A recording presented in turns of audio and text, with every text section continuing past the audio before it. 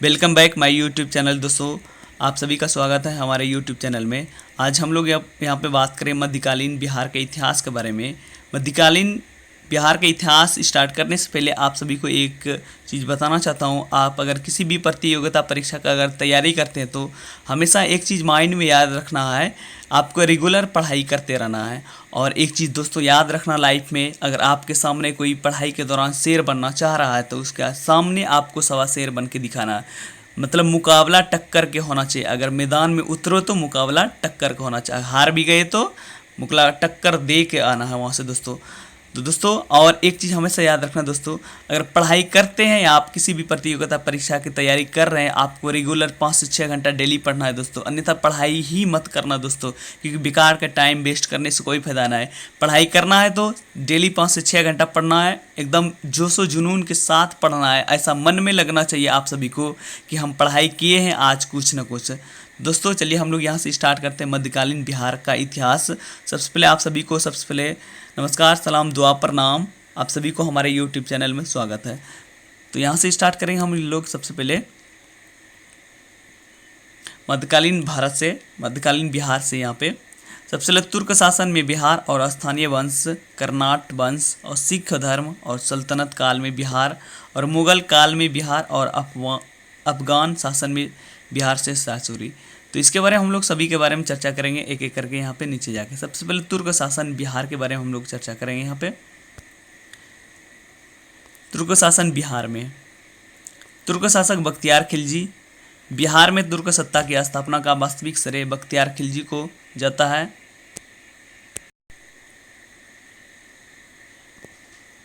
बख्तियार खिलजी कुतुबुद्दीन ऐबक का दास हुआ करता है। किसका? बख्तियार खिलजी जो हुआ करता था कुतुबुद्दीन ऐबक का दास था। और बख्तियार खिलजी के आक्रमण के समय बिहार में छोटे छोटे शासकों का शासन था। उत्तर बिहार में कर्नाट वंश का शासन था। किसका? उत्तर बिहार की अगर बात करें तो हम लोग यहाँ पे कर्नाट वंश का शासन था। यहाँ पे अगला पॉइंट है बख्तियार खिलजी की पहली बैठक महत्वपूर्ण सफलता ओदंतपुरी बिहार में हुआ था। कहाँ पे? ओदंतपुरी बिहार में हुआ था। अब यहाँ से अगला पॉइंट के बारे में बात करेंगे। बिहार में हुआ था बिहार शरीफ में की विजयता 1198 ईस्वी में। कब हुआ था? 1198 ईस्वी में। अगला पॉइंट के बारे में बात कर लेते हैं हम लोग यहाँ पे दोस्तों। बख्तियार खिलजी ने ओदंतपुरी के साथ नालंदा एवं विक्रमशिला विश्वविद्यालय को नष्ट भी किया था। किसने किया था? यहाँ से भी क्वेश्चन देखने को मिलता है। अगर पूछे विक्रमशिला विश्वविद्यालय को किसने नष्ट किया था तो जवाब देना है बख्तियार खिलजी। इन विश्वविद्यालयों में उसने आग लगवा दिया था। क्या लगवा दिया था? आग लगवा दिया था। अगला पॉइंट है यहाँ पे दोस्तों, उसने 1203 से लेकर 1204 ईस्वी में नदिया बंगाल पर चढ़ाई की, जो सेन वंश की राजधानी थी। किसका राजधानी था? सेन वंश का।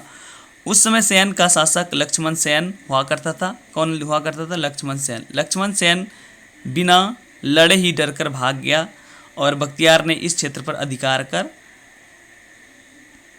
लखनौती को अपनी राजधानी बना दिया गया। किसको? लखनौती को। यहाँ पे अगला पॉइंट कुछ है, बख्तियार का हत्या उसका एक अधिकारा आलिमदान ने कर दिया था। किसने कर दिया था? आलिमदान ने। उसके शव को बिहार शरीफ के इमादपुर में दफनाया गया था। कहाँ पे? अगर पूछे बख्तियार खिलजी का जो शव था वो उसका कहाँ दफनाया गया था? इमादपुर में दफनाया गया था।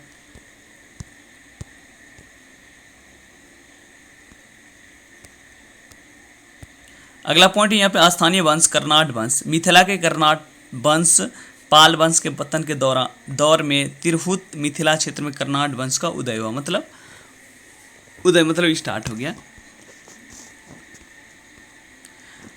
नेक्स्ट पॉइंट के बारे में बात कर लेते हैं। यहाँ पे हम लोग कर्नाट वंश के संस्थापक न्यायदेव था। कौन था? कर्नाट वंश का जो संस्थापक का था न्यायदेव। यहाँ से पूछा जाता क्वेश्चन, अगर पूछ दे कर्नाट वंश का संस्थापक कौन था? न्यायदेव।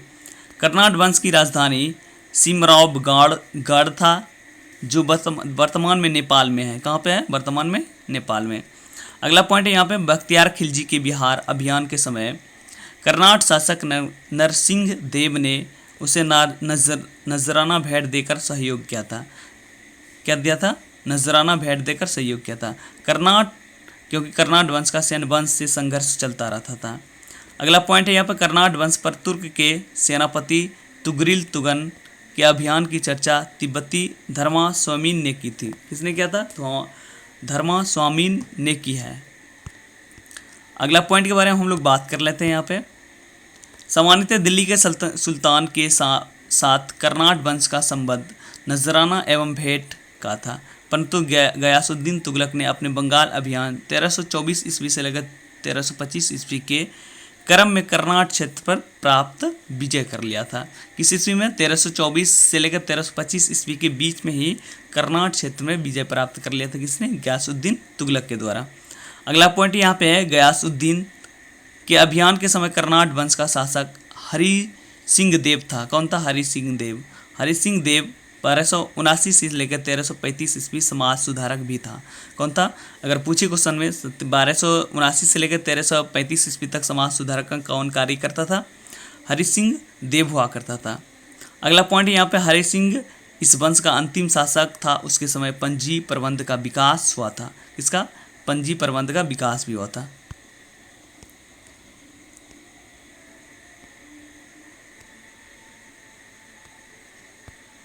अगला पॉइंट है सल्तनत काल में बिहार। क्या? सल्तनत काल में बिहार। दिल्ली के सुल्तान एवं बंगाल के बीच निरंतर होने वाले संघर्ष में बिहार लंबे समय तक युद्ध का अखाड़ा बना रहा। क्या? इसके बीच दिल्ली के सुल्तान एवं बंगाल के शासकों के बीच निरंतर होने वाले संघर्ष, मतलब होते रहता था संघर्ष, उसके बीच में लड़ाई। बिहार लंबे समय तक इसका युद्ध का अखाड़ा बना रहा। अगला पॉइंट यहाँ पे, इल्तुतमिश दिल्ली सल्तनत का प्रथम सुल्तान था। यहाँ से भी क्वेश्चन पूछा जाता है, पूरी दिल्ली सल्तनत का प्रथम सुल्तान कौन हुआ करता था? इल्तुतमिश जो ही था दिल्ली सल्तनत का मतलब प्रथम सुल्तान हुआ करता था, जिसने बिहार पर अभियान किया। उसने 1225 ईस्वी में बंगाल एवं बिहार में अधिकार किया, परंतु यह अधिकार उसके उत्तराधिकारी के समय खत्म हो गया था। किसके समय? उत्तराधिकारी के ही समय खत्म हो गया था। अगला पॉइंट के बारे में बात कर लेते हैं हम लोग यहाँ पे। तुगलक काल में बिहार पर सुल्तान का वास्तविक नियंत्रण था। किसके काल में? तुगलक काल में ही बिहार पर एकदम पूरी तरह से वास्तविक नियंत्रण था। 1324 से लेकर 1325 में गयासुद्दीन तुगलक ने कर्नाट क्षेत्र पर विजय प्राप्त कर लिया था। कहाँ पे? कर्नाट क्षेत्र में। अगला पॉइंट यहाँ पे, फिरोज शाह तुगलक भी अपने बंगाल विभाजन अभियान 1359 ईस्वी के समय बिहार आया था। पटना और गया से उसके अभिलेख भी प्राप्त हुआ था। कौन आया था? फिरोज शाह तुगलक। राजगीर के जैन मंदिर के अभिलेखों में से उसके द्वारा अनुदान देने का प्रमाण भी मिले, मतलब उन्होंने कुछ मतलब प्रमाण अनुदान दिया होगा, मतलब सहयोग किया होगा, मतलब फिरोज शाह तुगलक के द्वारा वहाँ पे कुछ प्रमाण मिलता है, किसी बुक में आपको देखने को मिलेगा। अगला पॉइंट है यहाँ पे, तुगलक काल में बिहार की राजधानी बिहार शरीफ हुआ करता था। तुगलक काल में बिहार की राजधानी कहाँ हुआ करता था? बिहार शरीफ। उस काल में बिहार शरीफ का नगर बौद्ध धर्म का प्रमुख केंद्र हुआ करता था। किस समय पे? तुगलक काल में जो था उसी समय बिहार शरीफ जो बौद्ध धर्म का प्रमुख केंद्र हुआ करता था।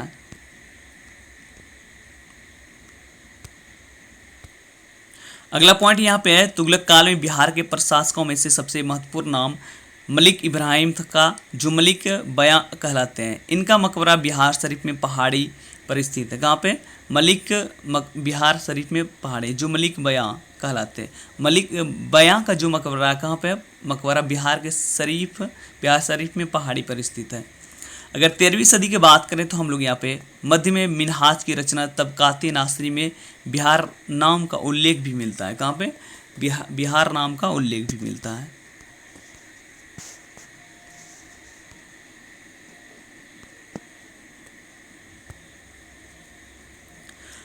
अफगान शासन में बिहार। अफगान शासन में बिहार। अफगान शासक के बारे में बात कर लेते हैं। बिहार, इसके बारे में क्या क्या तथ्य दिया हुआ है इसके बारे में जान लेते हैं। सिकंदर लोदी ने 1495 ईस्वी में 1496 ईस्वी तक दरिया खान नोहानी को बिहार में प्रशासक राज्यपाल नियुक्ति किया। किसने नियुक्ति किया था? सिकंदर लोदी ने ही नियुक्ति किया था। 1495 से लेकर 1496 ईस्वी में दरिया खान नोहानी को बिहार में प्रशासक राज्यपाल नियुक्ति किया था।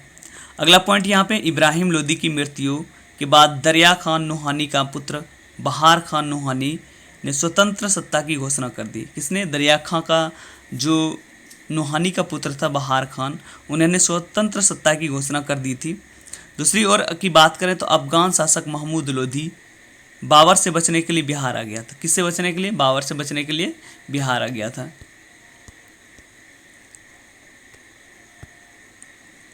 अगला पॉइंट यहाँ पे, बाबर ने 1529 ईस्वी में घाघरा के युद्ध में बिहार के इन अफगानों को पराजित किया। किसको? इन अफगानों को पराजित किया था। अगला पॉइंट है, घाघरा युद्ध के बाद बिहार में शेरशाह के नेतृत्व में पुनः अफगानों का उदय हुआ। मतलब शेरशाह सूरी जो था बिहार में ही, मतलब आपको पता था, जो उनमें से फिर से अफगानों का फिर से पुनः स्टार्ट मतलब शुरू हो गया। अब यहाँ पे शेरशाह सूरी के बारे में बात करेंगे। इसमें से कुछ तथ्य दिया हुआ है, यहाँ से भी क्वेश्चन देखने को मिलता है बहुत सारे एग्जाम में। शेरशाह सूरी का जन्म 1486 ईस्वी में हुआ था। उसके पिता का नाम हसन खां था, तो जो सासाराम के जागीरदार थे। कौन था? हसन खां जो था, मतलब शेरशाह सूरी का पिता जो जागीरदार था, मतलब जमींदार पैसा वाले होंगे, इसीलिए जागीरदार कहा जाता होगा। अगला पॉइंट यहाँ पे, शेरशाह के बचपन का नाम था फरीदगाह, और बहार खां नुहानी ने फरीद खां को शेर खां की उपाधि दी थी। अगर पूछे क्वेश्चन में, जैसे शेर खां की उपाधि मतलब शेरशाह सूरी को किसने दिया था? बहार खां ने ही शेरशाह की उपाधि दिया था। शेर खां ने मतलब नुहानियों के पतन के बाद बहार खां की विधवा दूदू बेगम से विवाह किया। किससे? विधवा दूदू बेगम से विवाह कर बिहार क्षेत्र को अपने अधीन कर लिया था। नेक्स्ट पॉइंट के बारे में बात कर लेते हैं हम लोग यहाँ पे। शेर खां 1534 ईस्वी में सूरजगढ़ की लड़ाई में बंगाल को पराजित कर दिया था। किसमें? शेर खां ने सूरजगढ़ की लड़ाई में बंगाल को पराजित कर दिया था, उस पर अधिकार भी कर लिया था यहाँ पे। अगला पॉइंट है, 1539 ईस्वी में चौसा के युद्ध में हुमायूं को पराजित कर उसने शेरशाह की उपाधि धारण की। किसने? शेरशाह की उपाधि धारण। 1539 ईस्वी में चौसा के युद्ध में हुमायूं को पराजित कर दिया। किसने? शेरशाह सूरी ने, और शेरशाह सूरी की उपाधि धारण किया। अगला पॉइंट है, 1540 ईस्वी में कन्नौज बिलग्राम युद्ध में हुमायूं को पराजित कर उसने दिल्ली में सूर्यवंश की स्थापना किया। मतलब शेरशाह सूरी ने ही सूर्यवंश का स्थापना किया। अगर अगला पॉइंट के बारे में बात कर लेते हैं तो हम लोग यहाँ पे 1541 ईस्वी में शेरशाह सूरी ने पटना का दुर्ग बनवाया था। अगर पूछे पटना का दुर्ग किसने बनवाया था? शेरशाह सूरी ने ही बनवाया था। इस नगर को बिहार की राजधानी बनवाया था। किसने बनवाया था? शेरशाह सूरी ने। इसका वर्णन अब्दुल्ला के तारीख़ दाऊदी में भी मिलता है। किसके? अब्दुल्ला के तारीख़ दाऊदी में।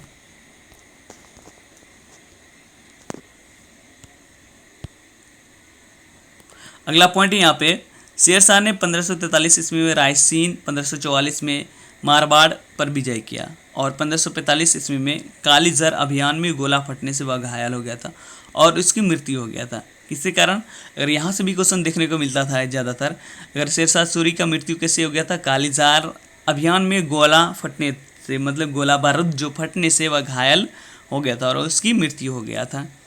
और अगला पॉइंट के बारे में बात कर लेते हैं हम लोग यहाँ पे। शेरशाह सूरी ने अपने जीवन काल में ही सासाराम में इंडो इस्लामिक स्थापत्य कला पर आधारित मकबरा का निर्माण प्रारंभ किया था, मतलब स्टार्ट करवाया था। शेरशाह सूरी की मृत्यु के बाद उसके पुत्र इस्लाम शाह ने इसे बनवाया था। किसको? सासाराम को। कृत्रिम झील के मध्य स्थित यह इमारत आकार में अष्टकोणीय है एवं लाल बलुआ पत्थर से निर्मित होता है।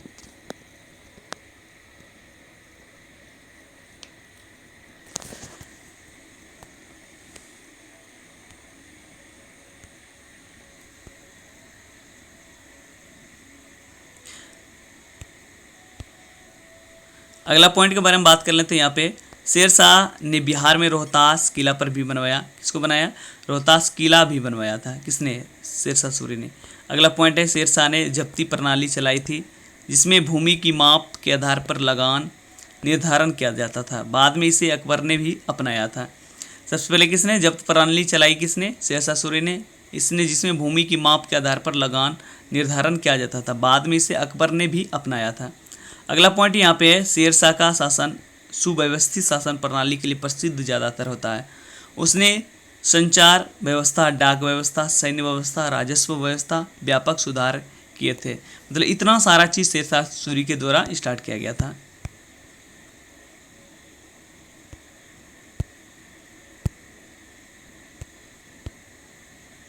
अगला पॉइंट के बारे में बात कर लेते हैं यहाँ पे। शेरशाह के बाद उसका पुत्र जलाल खां इस्लाम शाह की उपाधि के गद्दी पर बैठा। कहाँ पे बैठा था? शेरशाह के बाद उसका पुत्र जलाल खां इस्लाम शाह की उपाधि के साथ गद्दी पर बैठा था। अगला पॉइंट यहाँ पे, बाद में सूर्यवंश 3 भागों में बट गया। कहाँ पे? बाद में सूर्यवंश 3 भागों में बट गया। 1555 ईस्वी में मच्छीवार एवं सरहिंद के युद्ध में हुमायूं ने सिकंदर सूरी को पराजित कर सूर्यवंश का अंत कर दिया। किसका? सूर्यवंश का अंत कर दिया था।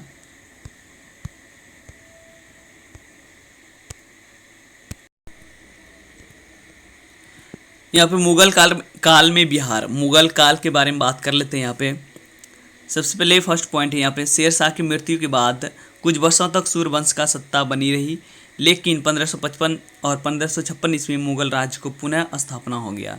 क्या हो गया? पुनः, मतलब फिर से स्थापना हो गया।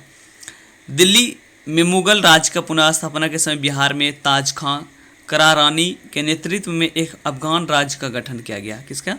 एक अफगान राज्य का गठन किया गया। अगला पॉइंट यहाँ पे, ताज खां करारानी ने अकबर के प्रति सम्मान की नीति अपनाई, लेकिन उसके पुत्र दाऊद खां करारानी ने इसका विरोध किया। किसका? करारानी, उसके पुत्र ने। किसका? ताज खां करारानी ने अकबर के प्रति सम्मान की नीति अपनाई, लेकिन उसके पुत्र दाऊद, मतलब ताज खां का जो पुत्र था दाऊद, उन्होंने इसका विरोध किया था।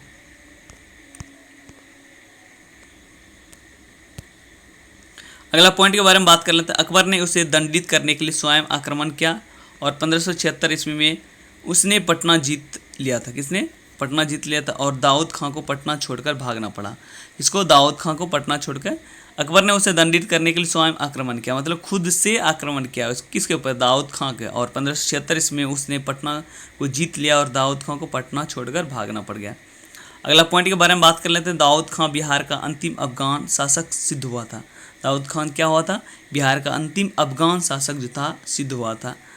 नेक्स्ट पॉइंट है यहाँ पे, 1580 ईस्वी में बिहार को मुगलों द्वारा एक सूबा प्रांत का दर्जा दिया गया। किसके द्वारा? सूबा प्रांत को मुगलों द्वारा दर्जा दिया गया। अगला पॉइंट यहाँ पे, अकबर द्वारा मुनीम खां को बिहार का गवर्नर बनाया गया। किसको? मुनीम खां को बिहार का गवर्नर बनाया गया था। अगला पॉइंट यहाँ पे, अकबर के समय राजा मान सिंह को बिहार का प्रांतपति 1587 ईस्वी से 1594 ईस्वी तक बनाया गया। मान सिंह के समय मुगल का साम्राज्य बिहार में काफ़ी मजबूत हो गया था। मतलब मान सिंह जो था उसमें अकबर के जो बिहार में प्रांतपति जो था उसमें मान सिंह के दौरान मुगल साम्राज्य का बिहार में काफ़ी मजबूत हो गया था।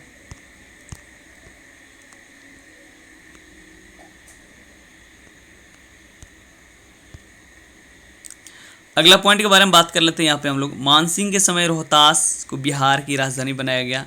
मतलब बिहार को राजधानी, मान सिंह के ही समय बिहार का राजधानी भी बनाया गया था। नेक्स्ट पॉइंट, जहांगीर के समय छोटा नागपुर के क्षेत्र पर मुगलों का अधिकार स्थापित हुआ। कहाँ पे? छोटा नागपुर पर मुगलों का अधिकार स्थापित हो गया। इन क्षेत्रों से मुगलों को हीरा और सोना प्राप्त होता था। कहाँ पे? छोटा नागपुर का जो पठार हुआ करता था, मुगलों का अधिकार स्थापित हो गया था। इन्हीं क्षेत्रों में से मुगलों को हीरा और सोना प्राप्त हुआ करता था। नेक्स्ट पॉइंट यहाँ पे, जहांगीर ने 1621 ईस्वी में राजकुमार परवेज को बिहार प्रांतपति बनाया। किसको? जहांगीर ने 1621 ईस्वी में राजकुमार परवेज को बिहार का प्रांतपति बनाया। इसके बाद यह पद केवल राजकुमारों को ही दिया जाने लगा। किसको? राजकुमारों को ही दिया जाने लगा। यहाँ पे नेक्स्ट पॉइंट है, ये नेक्स्ट पॉइंट के बारे में देख लेते हैं। औरंगजेब ने अपने प्रिय पौत्र राजकुमार अजीम को 1702 ईस्वी में बिहार का प्रांतपति सूबेदार नियुक्त किया। किसने? औरंगजेब ने अपने प्रिय पौत्र मतलब पोता को, किसको? अजीम को 1702 ईस्वी में बिहार का प्रांतपति सूबेदार नियुक्त किया। अजीम ने पटना का नाम अजीमाबाद कर उसका सौंदर्यीकरण कराया। किसने? अजीमाबाद कर दिया पटना का नाम। उस समय उत्तर मुगल काल के शासक फर्रुखसियार ने 1713 ईस्वी में पटना में अपना औपचारिक राज्याभिषेक कराया। किसने? फर्रुखसियार। वह पहला मुगल सम्राट था जिसका राज्याभिषेक बिहार में हुआ था। शाह आलम द्वितीय का भी विधिवत राज्याभिषेक 1761 ईस्वी में पटना में हुआ था। कहाँ पे? किसका? शाह आलम द्वितीय का।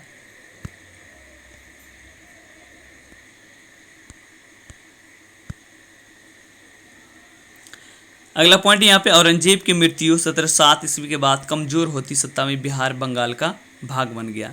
मतलब बिहार बंगाल का भाग बन गया। अगला पॉइंट है, मुर्शीद कुली खां 1727 ईस्वी तक बिहार बंगाल उड़ीसा सूबेदार रहा। बिहार, बंगाल और उड़ीसा का सूबेदार रहा। उसके बाद सरफराज खान नवाब बना। कौन? सरफराज खान नवाब बना। अलीवर्दी खान ने गिरिया के युद्ध 1740 ईस्वी के में सरफराज खान को पराजित कर दिया, मतलब हरा दिया, और बंगाल का नवाब बन गया। कौन बन गया? अलीवर्दी खान। उसने मुगल सम्राट को 2 करोड़ रुपये देकर अपने पद को अस्थायी बना रखा। मतलब उस समय की बात करें तो दोस्तों 1740 ईस्वी में ही उन लोगों के पास 2 करोड़ पैसा हुआ करता था। मतलब पैसे तो और सभी मतलब बहुत ज़्यादा हुआ करता था, लेकिन 2 करोड़ कितना मायने रखता है अभी के दौर में, अभी भी कितना मायने रखता है 2 करोड़ 1 करोड़ पैसा। उस समय वो पद मतलब पैसा दे के पद रखता था। मतलब आप सोच सकते हैं पैसे पे उस समय भी काम हुआ करता था। अब यहाँ पे अगला पॉइंट है, यहाँ पे 1756 ईस्वी में अलीवर्दी खां की मृत्यु तक बिहार, बंगाल एवं उड़ीसा क्षेत्र पर अपना पर्यटन नियंत्रण रहा था। किसका? अलीवर्दी खां का।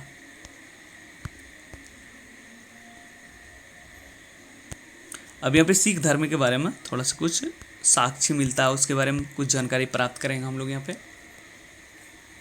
सिख धर्म और बिहार। सिख धर्म के संस्थापक गुरु नानक हुआ करते थे।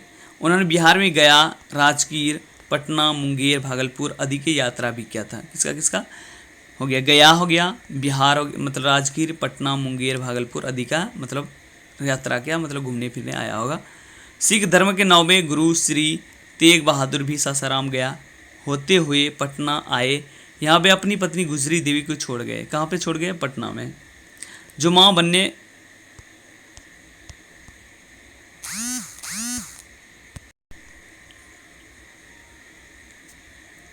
बनने वाली थी। यह भी पटने में गुरु गोविंद सिंह का जन्म हुआ था। कहाँ पे? गुरु गोविंद सिंह का जन्म हुआ था पटना में। अगला पॉइंट, सिख धर्म के 10वें एवं अंतिम गुरु गोविंद सिंह का जन्म पटना में 26 दिसंबर 1666 ईस्वी को हुआ था। कहाँ पे? पटना में 1666 ईस्वी को गुरु गोविंद सिंह का जन्म हुआ था। अगला पॉइंट के बारे में बात कर लेते हैं। यहाँ पे हम लोग गुरु गोविंद सिंह 1676 ईस्वी में 10वें गुरु बने थे और 1699 ईस्वी में उन्होंने खालसा पंथ का स्थापना किया था। किसका? खालसा पंथ का स्थापना किया था। तख्त श्री हरिमंदिर पटना साहिब सिख धर्म का प्रमुख तीर्थ स्थल है। इसका निर्माण महाराजा रंजीत सिंह ने करवाया था। अब यहाँ पे बात कर लेते हैं। यहाँ पे तख्त श्री जो हरिमंदिर पटना साहिब सिख धर्म का प्रमुख तीर्थ स्थल, मतलब पटना आप साहिब जो जानते होंगे, हरिमंदिर जो है पटना में, पटना साहिब जो है सिख धर्म का प्रमुख तीर्थ स्थल हुआ करता था। इसका निर्माण महाराजा रंजीत सिंह ने ही करवाया था। यहाँ पे दोस्तों हम लोग का मध्यकालीन बिहार खत्म हो गया। हम लोग का जो आधुनिक बिहार है, हम लोग अगले वीडियो में आधुनिक बिहार का मतलब स्टार्ट करेंगे। दोस्तों एक चीज़ और हमेशा याद रखना का, वीडियो को मतलब देखने के बाद हमेशा याद रखना दोस्तों, पढ़ाई हमेशा जारी रखना। एक मतलब आपसे रिक्वेस्ट है, अनुरोध है, आप लोग मेहनत कीजिए दोस्तों, दिल से एकदम जान जिद लगा के अपने मतलब गोल, ऐसा एम रहना चाहिए कि आपको वो प्राप्त करना है हर हाल में।